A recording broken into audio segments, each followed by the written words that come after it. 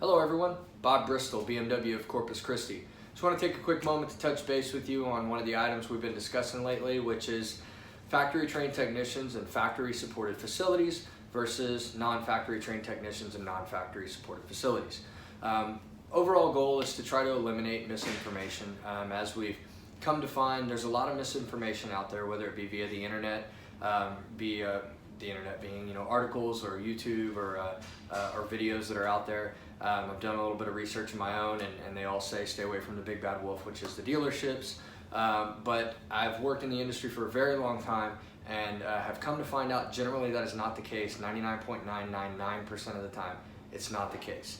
The reality is that in dealing with the manufacturer and the manufacturer supported facilities, you know that the things that are being done to your car are exactly what the manufacturer states it should be done to your vehicle.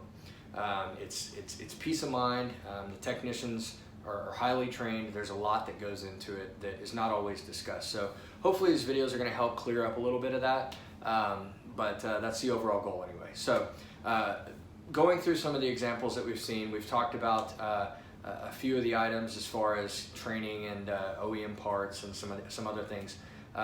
The thing that we're going to discuss today, actually a couple of things, which is overall cost. The overall cost of going to a non-factory supported facility versus a factory supported facility. So most recently I ran into an issue, actually I say most recently, it was within the last year. I had a client that is actually a friend of mine, and tells me that they do not bring their vehicle to the dealership because it's too expensive. And I said, okay. So then I go into my mode of trying to explain or figure out whether it is or isn't. So I sat down with this individual and we started looking at what was going on with their car, and they were having another problem with their car. And what was going on with their car, why it was happening, and what was the charge. So went through the items on the car, and I said, well, why do you take it to the other facility? They're less expensive, he says. Okay, great. How? Well, they charge $119 an hour or $129. I can't remember the exact amount, but it was right around there.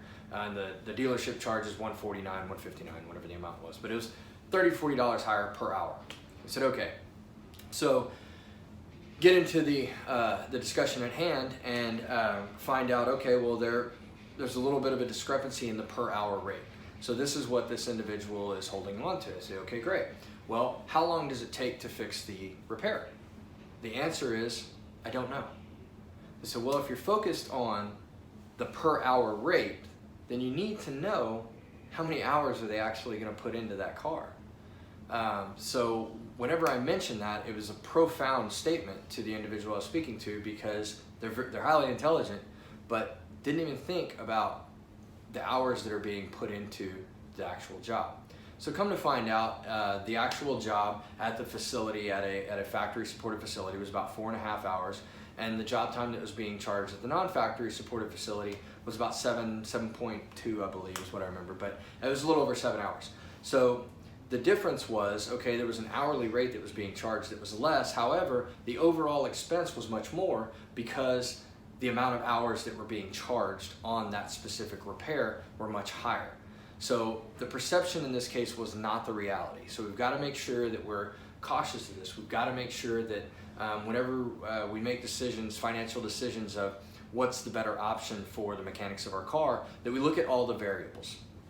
So it's kind of what we're trying to do is really dive into those things.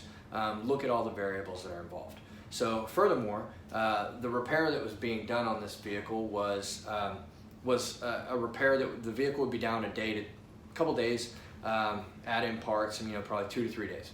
So within that time, the 2 to 3 days, this individual is going to be without a car.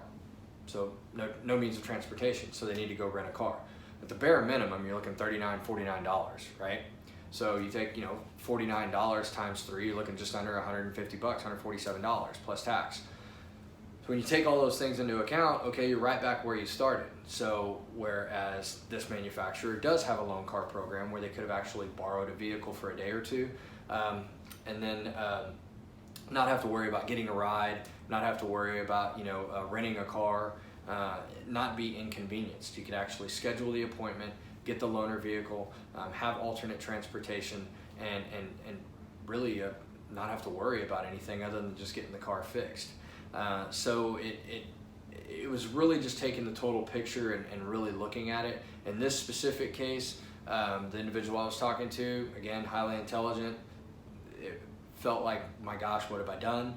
But we all make those mistakes. Myself, I've been guilty of them.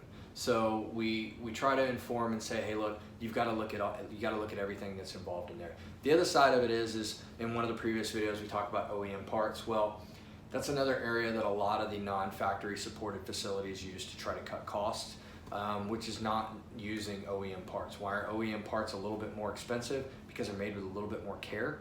They're also the proper part for the vehicle. They're not a replicated, try to think of the right way to say that, there's not a replicated part that is made to try to be less expensive than what the manufacturer's part is made. Because if you think about it, okay, why would you ever remanufacture a part?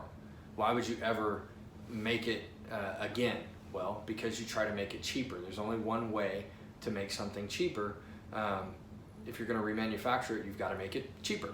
And in that case, that goes down to quality and price. So always highly recommend using OEM parts. Always highly recommend factory supported facilities and factory trained technicians. They're trained specifically to work on your car. They know exactly what they're doing.